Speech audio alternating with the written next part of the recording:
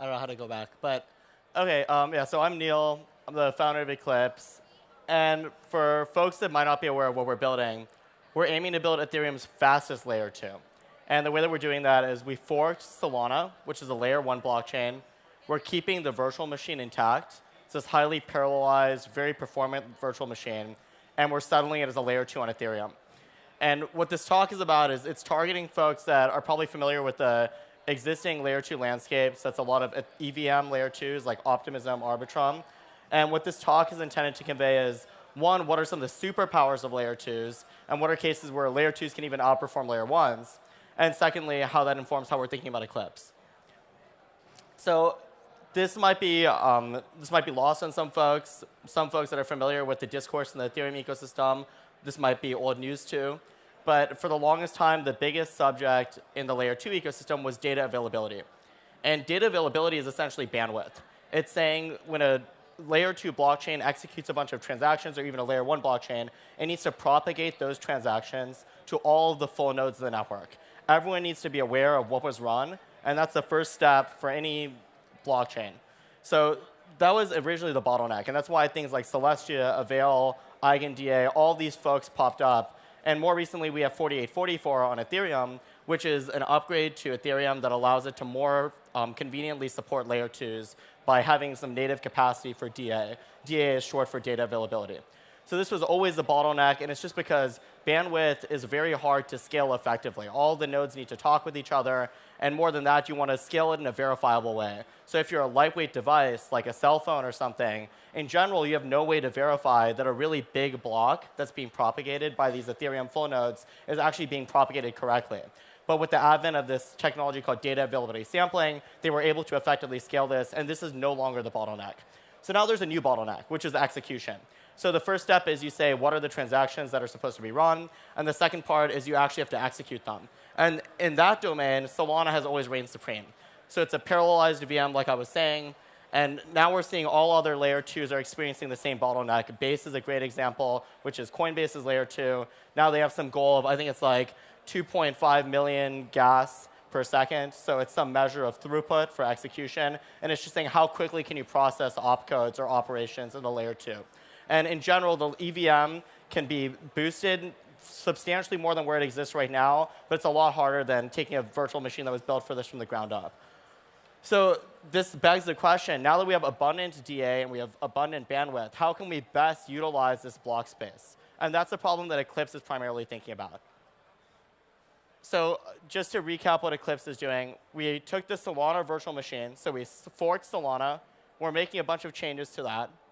Secondly, we're using Ethereum for our bridge. So we're going to have fraud proofs and in the future ZK proofs that settle to Ethereum. We use Celestia for data availability. If Ethereum were to scale its DA capacity, then of course we'd use Ethereum natively. And then there's this other piece, risk zero, which is used to generate our fraud proof, which is less important for this presentation. But this is where Eclipse lives right now. And what I want to point out is that if you listen to any of the discourse about these alt VMs like Monad, which is an L1, or some of the other layer 2s like Fuel or Eclipse, or even like non-parallelized EVMs like Mega ETH, people talk a lot about parallelism. But the weird part is that is not the most important optimization. It's just the easiest to understand. So I think it's worth at least mentioning what parallelism is. For those who aren't familiar, it's a concept that's not even from crypto. It's just saying that when we want to execute multiple state transitions over the database, which is the blockchain, then how can we do these concurrently rather than doing them one at a time? Historically, blockchains like Ethereum or other EVM blockchains did execution sequentially. So they did one transaction at a time, whereas Solana has some capacity for parallel execution. It's not super built out at this point. And the reason why I say it's not super important is because it's rarely used. In general, not all the cores are necessarily used, even in the most parallelized VMs. And that's why that's not typically the bottleneck anyway. So what I want to do is take a step back and think from first principles in terms of what is the bottleneck, and how would we design an L2 knowing what we know about what L2s are good at and what layer 1 blockchains are good at. Because to some degree, Eclipse forked the SVM. So we forked the Solana virtual machine. But the Solana virtual machine was built to be an L1. So first I want to talk about what are the advantages of the SVM. Because if you were to build a performant L2, the SVM is a very natural place to start. And then I want to go into why Eclipse is not going to stop there. So the biggest advantage of being the SVM is that we have access lists, meaning that we know exactly what parts of state are going to be accessed during execution. And that has two advantages. One is that you can execute in parallel, and you can lock different parts of state. You can know exactly what's going to be read from and written to. And like I was saying, that's not actually a huge advantage in practice, but that is one theoretical advantage. The second is that it means that you can load all the state up front. So if you have one transaction that's accessing like 20 different accounts, you can load all those into memory, and you don't have to fetch it dynamically. And for those of you who have taken computer architecture, you know about the classic memory hierarchy. You have like SRAM and DDRAM and everything else down to your hard drive. In general, you don't want to go lower down that stack. So if you can get something in memory sooner, that's typically desirable, and it can prevent a lot of wasted cycles. So that's the advantage of why Solana has these access lists. And that's why even if you take an EVM L2 and you try to optimize it as much as possible, it's going to be really hard to compete with this. Of course, you can put all this state in memory or something, but then your memory can only get so big, and this is going to lead to state bloat. So that's SVM versus EVM. And the way that I think about how Eclipse should be optimizing is by thinking in terms of North Stars. So every ecosystem, to me, has some North Star that they're primarily optimizing on. If you look at Ethereum, it's primarily censorship resistance. You could say that there's many other values of Ethereum, but to me, this is what Ethereum is the best at. For Cosmos, they talk a lot about sovereignty. You get your own app chain. You can make whatever customizations. You can fork it. You can do whatever you want with it. Solana obviously optimizes on performance, even though right now with the congestion, it might not look like it. Solana, first and foremost, cares about performance. And Celestia cares about verifiability. So this begs the question, what does Eclipse care about? And this is what Eclipse's North Star is to me. It's performance with this hard constraint of verifiability. So this is a fundamentally more complex objective function than what Solana optimizes for, given that Solana optimizing performance doesn't really care about verifiability, and that you don't need to be able to run a light node at home. You don't need to have proofs of execution. And that's OK. And it's actually really good that Solana optimizes for that, because it means that we can borrow a lot of those innovations. But that's not what Eclipse is optimizing for. We have this hard constraint, meaning that we want the end user, whether you're running a cell phone or a lightweight device, to know exactly what was executed and have confidence that it was executed correctly. So now the reason why the North Star is important is because if you're really effectively optimizing for it, it's really hard for any other type of blockchain construction to compete with it. So if you agree with me that high performance and verifiability is what matters, then you'll probably think that the way that we're constructing Eclipse makes a lot of sense. So I want to start with the hard constraint of verifiability and talk about why it's not possible for a layer 1 blockchain to just start generating proofs and start providing the same advantages as a layer 2. And it comes down to the simple reason that verifiability has a cost. If you're a ZK rollup, you have to generate ZK proofs for every single transaction.